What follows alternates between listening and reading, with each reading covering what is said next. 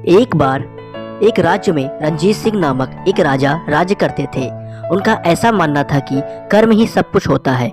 जैसा हम कर्म करते हैं उसी की भांति हमें उसका फल प्राप्त होता है। किंतु बहुत सारे लोगों का यह मानना होता है कि जो विधि में लिखा हुआ है वही हमारे साथ होगा। किंतु राजा रंजीत सिंह का ऐसा मानना था कि जो विधि में लिखा हुआ है उसको हम अपने कर्मों के द्वारा उसको बदल सकते हैं। एक बार क्या हुआ कि राजा अपने राज्य में एक साधारण व्यक्ति के भांति भ्रमण कर रहे थे। ऐसा कार्य कई बार कर चुके हैं। अपने राज्य की सुख दुख के बारे में जानकारी लेने के लिए वह स्वयं अपने आप को एक साधारण व्यक्ति के रूप में अपने नगर में घूमा करते थे। एक बार जब अपने राज्य से बाहर अपने नगर में घूम रहे थे, उनको दो व्यक्ति दिखे जो कि किसी बात पर चर्चा कर रहे थे। इतना सुनकर राजा उनके पास गए और पूछे, किस बात पर चर्चा हो रही है भाई साहब? तो उन दोनों व्यक्तियों में से एक ने जवाब दिया, आप ही बताइए, कर्म बड़ा होता है या विधि?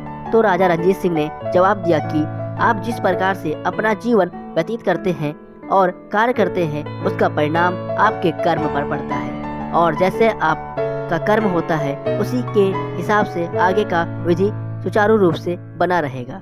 तो कर्म सदैव करें। या सुनकर दोनों व्यक्ति राजा की बातों से संतुष्टि हुए और अपने घर की ओर चल दिए। तभी राजा रंजीत सिंह उस स्थान से आगे की तरफ जा रहे थे तो उनको एक व्यक्ति मिले जो कि अपने घर के बाहर उदास होकर बैठे थे। तो राजा ने उनके पास जाकर पूछा, आपको क्या समस्या है? आप इस प्रकार उदास होकर क्यों बैठे हो? तो उस व्यक्ति ने जवाब दिया कि मैं आपको जानता हूँ, आप राजा हैं रंजीत सिंह। इतना सुनकर राजा ने बोला कि आप मुझे अपने परेशानी की बताओ, शायद मैं उसका निवारण कर सकता हूँ। तो उस व्यक्ति ने जवाब दिया कि मेरी मदद नहीं कर सकते, जो विधि में लिखा है वही होगा। राजा ने पूछा कि आपको क्या समस्या है? तो उस व्यक्ति ने जवाब दिया कि आज से कई वर्ष पहले मेरे कोई संतान नहीं था। मैंने भगवान से अनुरोध किया कि वह मुझे संतान दे, क्योंकि हमारे शास्त्रों में ऐसा माना जाता है कि मृत्यु के बाद संतान के द्वारा ही अग्नि की प्राप्ति होने से आत्मा को मुक्ति प्राप्त होती है, और मैं आजीवन बिना किसी संतान के कैसे रह सकता था। तो मैंने भगवान से अनुरोध किया तो भगवान ने मेरी अनुरोध को स्वीकार किया। किंतु उनका ऐसा कहना था कि जो पुत्र तुम्हें प्राप्त हो रहा है 15 वर्ष के होने के बाद उसकी मृत्यु हो जाएगी। यह सुनकर उस व्यक्ति ने उस समय पर हामी भर दिया, कुछ नहीं तो 15 वर्ष तो मैं संतान का सुख भोग सकता हूँ, किंतु आज मेरे पुत्र का 15 वर्ष होने वाला है और कुछ ही क्षणों में उसकी मृत्यु हो जाएगी। राजा ने उससे पूछा कि मृत्यु का कारण क्या होगा? उस व्यक्ति ने जवाब दिया कि मेरे पुत्र के ऊपर नाग योग है, उसकी मृत्यु नागों के द्वारा होगा। इतना सुनकर राजा ने कहा कि अब तुम चिंता बिल्कुल मत करो, मैं तुम्हारे साथ हूँ। यदि कोई मुसीबत आता है तो मैं तुम्हारे सामने खड़ा रहूँगा। तो राजा रंजीत सिंह ने एक कमरे में जा करके भगवान के नाम का मंत्र जपा और उनके ध्यान में लीन हो गए। भगवान ने अपनी दिव्य ज्योति से उनको एक रास्ता दिखाया। उसी रास्ते पर उन्होंने उस कार्य को पूर्ण किया।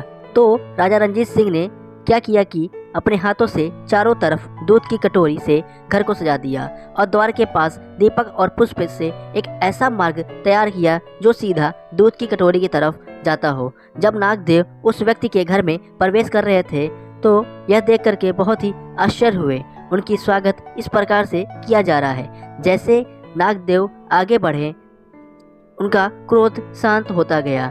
वह दूध को पीने के बाद बिल्कुल ही शांत हो गए और उन्होंने उस व्यक्ति से पूछा कि तुम्हारी क्या इच्छा है? उस व्यक्ति ने जवाब दिया, देव आप मेरे पुत्र को जीवन दान दें। यह सुनकर नागदेव बहुत ही दुविधा में फंस गए कि वह यमराज को क्या जवाब देंगे, किंतु उन्होंने उस व्यक्ति की बात को माना और उसके पुत्र को जीवन दान दे दिया और वहां से चले गए। क्योंकि जिसका वह पुत्र था वह बहुत ही नेक व्यक्ति था।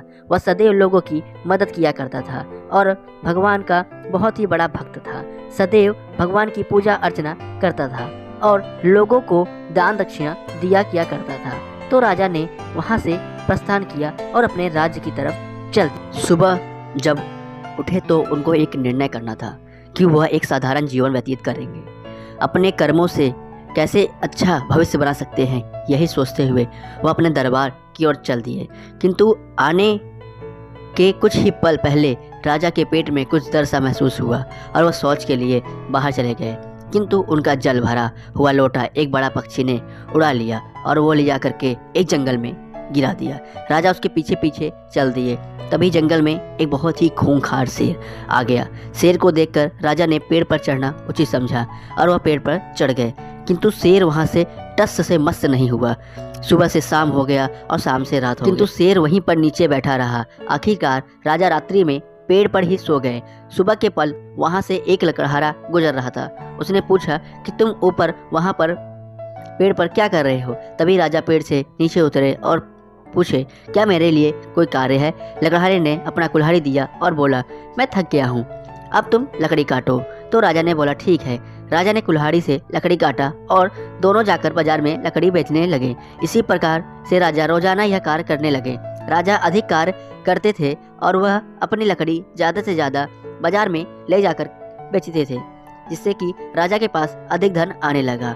यह देखकर लकड़हारे ने व्यापारी से बोला कि तुम मेरे साथ वाले व्यक्ति को मुझसे ज़्यादा धन क्यों देते हो? मुझे कम। तो व्यापारी ने बताया कि अधिक कार्य करता है। एक दिन व्यापारी ने राजा से पूछा, तुम मेरे यहाँ कार्य करोगे? तो राजा ने जवाब दिया, हाँ। राजा अब व्यापारी का नौकर बन गया और वहीं पर कार्य करने लगा। व्यापारी राजा से बहुत खुश था। एक दिन व्यापारी के यहाँ एक राज्य से एक मंत्री आए और उन्होंने बताया कि उनके राज्य में राजा बहुत ही परेशान है।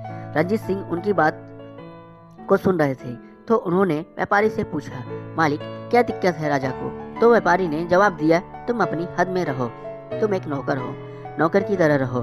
बड़े लोगों की बात है, छोटे मुंह बड़ी बात मत करो। लेकिन रणजीत सिंह से रहा नहीं गया और उन्होंने जाकर मंत्री से पूछा।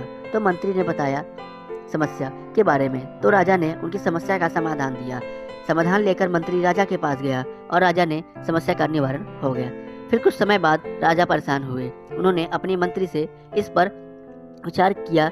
तो मंत्री ने व्यापारी के नौकर रणजीत सिंह को बुलाया। तो व्यापारी को डर लगने लगा कि उसने कहीं कोई गलती तो नहीं किया। नौकर रणजीत सिंह राजा के दरबार में गया। तो रणजीत सिंह ने राजा से पूछा, आपने मुझे क्यों बुलाया? तो राजा ने उसको अपने समस्या के बारे में बताया। रणजीत सिंह ने उसका भी निवारण कर दिया।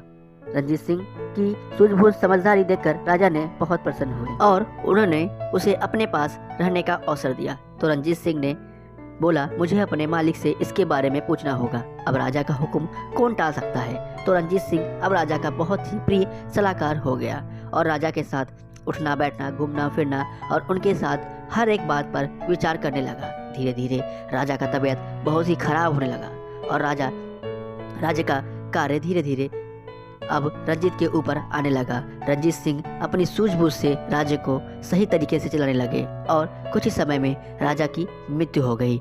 उसके बाद रणजीत सिंह को राज्य का कार्यभार पूर्ण रूप से चलाने का अवसर प्राप्त हुआ।